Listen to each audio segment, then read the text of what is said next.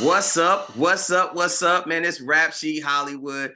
Yo, we bring you the live. It's the freshest commentary in Hollywood, but of course with a hip hop flair. This is where hip hop meets Hollywood. And today we got a special guest, man. I ain't been this excited in a minute, man. For real. My brother, director extraordinaire, Abdul Malik Abbott, my brother. Yo, I'm excited, man. How are you feeling, man? I'm good. I'm good. Good to see you. Good to see you, Poop Diesel.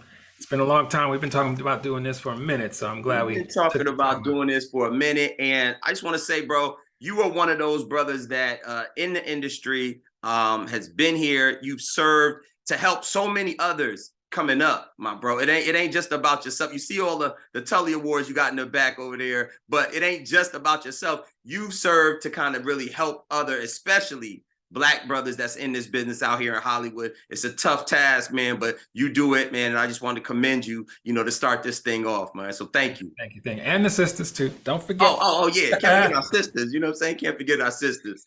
So, yo, man, it's a beautiful thing. My brother, like, I think it's just really cool to really through Rap Sheet Hollywood, we really like to just kind of put the spotlight on brothers that's doing the thing, and also just kind of show for the young people coming up or other people that are interested in the game how to do it. And so when I think about you, I think about a very, very decorated career. You've been just one of those brothers who's done it so much. And we're going to break down all the different things. But for when you talk about hip hop cult classics, bro, you've been at the forefront and you've directed some of the most profound hip hop cult classics, like Streets is Watching with Jay, with Jay Z, and State Property with Beanie Siegel and the gang, man. And I mean, those are classics, but it don't just stop there. We're gonna dig into all of that. But you also have worked with the NAACP Image Awards. You also worked with the Directors Guild of America and really the African American Film Critics Association. You've done some really, really profound things, man. So I want to just dig into all of that, but I want to start with your background. Harlem, New York, man. Talk to us a little bit about, your young inspiration at a young age, where you got your schooling and things like that, man. Let's get in. Okay, yeah, for sure. Yeah, I'm from New York. Read the hat. Always be rocking it. NY, baby, NY. Yes, sir. So my father, Randy Abbott, was a filmmaker. He used to teach at Studio Museum of Harlem, and so I was inspired by him. He taught some notable filmmakers. Most notable was Julie Dash, Daughters of the Dust, and so I was looking up to him as a filmmaker. I didn't really know too much about what filmmakers did. I just saw that he was doing it, and I thought that was cool. But it really didn't really jump off for me until Star Wars came out. So I was a little kid when Star Wars came out and realized that the director is also a star. So George Lucas was a star to me. And I had already been an artist. I used to draw, I used to paint, do comic book art, fantasy art. So I was already an artist, and I was like, okay, I think I want to get into this filmmaking somehow, some way. I didn't know anything about writing scripts or anything, so I just started doing animation. So as a kid, I started in animation, and I went to the High School of Music and Art and really got deep into art. And that is where I sort of got my footing into what I really wanted to do. Also be able to sort of interact with different cultures. Growing up in Harlem, it was black back then. So, that's who I saw. But Music and Art High School was also in Harlem on 135th Street. But everybody, all different cultures went to that school. So I was open to all sorts of cultures, all sorts of different art, all sorts of music, different religions. That was the door that was open for me. I would say Music and Art High School opened the door for me. Yeah, bro. I mean, to me, that's dope. You know what I'm saying? Looking at the foundation. So, you go to this arts school. When did hip hop start to come into your life? Like, just the love of hip hop, because I really am infatuated with, where that started. I mean, take me back to like the 70s, in New York. Where does hip hop start to really hit you and start to influence you? I mean, Rapper's Delight came out, yeah, but I was a kid, so it's sort of like, hey, that's cool, But I was already a fan of Chic, so I already liked Good Times, the song, and I already knew they stole from. I don't know if they stole it, but I know they got in trouble for that. So they sampled it, and Good Time was already a hit. So, and I was like, okay, this rapping thing is cool, even though the raps were kind of corny at the time. I don't think anyone's going to argue that. But it was still cool. So, Rapper's Delight sort of opened my eyes to hip hop. But besides that, I just saw it as a fad up until I went to school. And then I started to be around other rappers, people who were just coming up as rappers. I'm not a rapper, so I was never going to rap. I was kind of shy, so I was not going to do that. But I'd be the one banging on the locker, banging on the lunchroom desk, while other rappers rap. So I went to school with Dane. I went to school with Slick Rick. So I used to be there in a little cipher, just banging on the tables while they rapped. So that was my introduction to hip hop. So you can't just gloss over that real quick, man. For the legends that's out there, you already know, like Dane and Slick Rick, these are two of the pioneers, bro. Like, I grew up off of, Slick really doing his thing and, Dane doing their thing. So talk to me a little bit about, what was that like? Like you actually were friends with Slick Rick, right?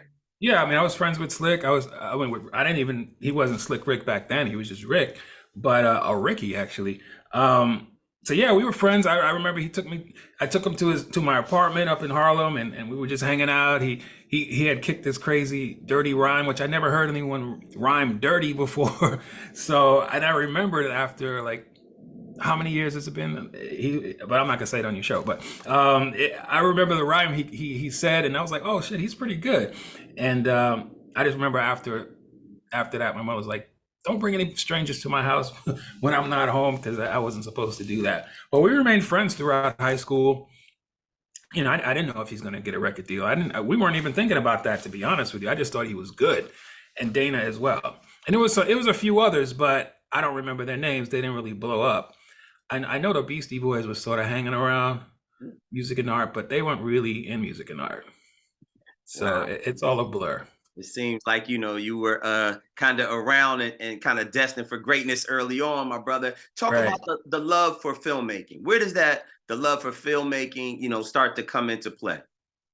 The love for filmmaking came into play after I was doing a lot of animation and realized that this is not for me, because it takes so long to do animated project. Even like for a few seconds, could take weeks to hand draw it or do stop motion. So I was like, I'm gonna do live action. So I had a Super 8 camera, and I used to just sort of direct my own short films. I would put the camera on the bike and then ride around behind my other cousin on the bike, and then later on I would draw little lasers on the film, and it looked like you're shooting at each other. So I was kind of creative.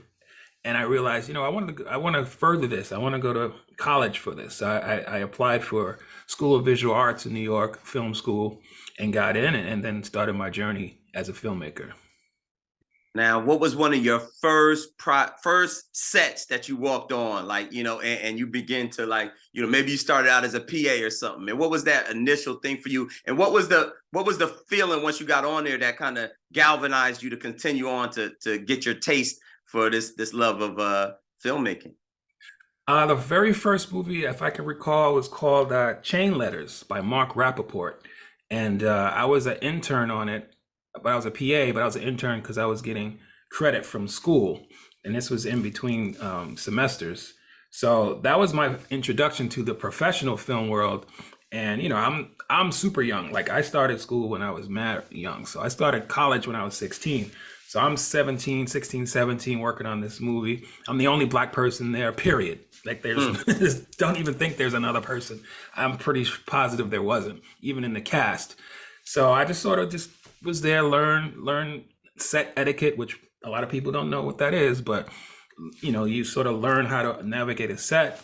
But I was doing errands, like picking up lunch and doing this and driving the truck and blah, blah, blah. So, but that's how I learned. And I was introduced to a sound person. Her name was Barbara Zom. And so she sort of took a liking to me and started showing me the ways of sound recording. And I know in school I hated sound recording. So that was something I didn't think I wanted to do. But that's something I did do. I think that's very, very important, like what you just said. And it's sometimes it's a little discouraging, but you talk about being the only Black person on set, right? You know, I'm a television producer, produce a lot of cool things, man. Everything from Kim Kardashian to the American Gangster. But I was doing a show for the Reels channel, and it was around gangsters, right? And so I do these high profile things. There was a brother who was there, and he was a PA. And this is just maybe 2 years ago. And he came up to me and he said, "You're the first and the only Black producer that I've seen. I didn't even know that brothers could be Black producers." Now, he was a PA. He was, you know, kind of just getting into business. And then I looked around and I realized I was the only other Black person on set. I've been used to it, you know, come from the BET background where it's nothing but Black people. But then when you are able to, you know, diversify and everything like that, you become, sometimes you'll find yourself being the only one. What's that experience like for you, man? And what can you say to other people that might be in that similar boat, man? Being the only Black person on set sometimes, and you know, being able to have to, you know, be a pioneer, and then also being held to a higher standard. I think that the latter part of what you said, being held to a higher standard. So I knew I was there to represent my culture, my people. You know, I'm no saint, but I'm no sinner either. So I was there doing my job, but making sure I did it correctly and understood that if you're the only Black person on the set, that means someone took a chance on you, or whatever their reasoning for having you there. Besides, you know, hopefully I can do my job well, is that I'm there to represent. So I'm there for myself first, but I'm also there for my people, and to show like, yes, we can do the job just as well as someone else. And that's kind of it. I don't go too deep with it, because the bottom line is I still got to do the job no matter what. But I'm just letting people know, like, whatever stereotype that you might have had is not me. Whatever that is, you know, there's other people just like me out there. Everyone's not a stereotype.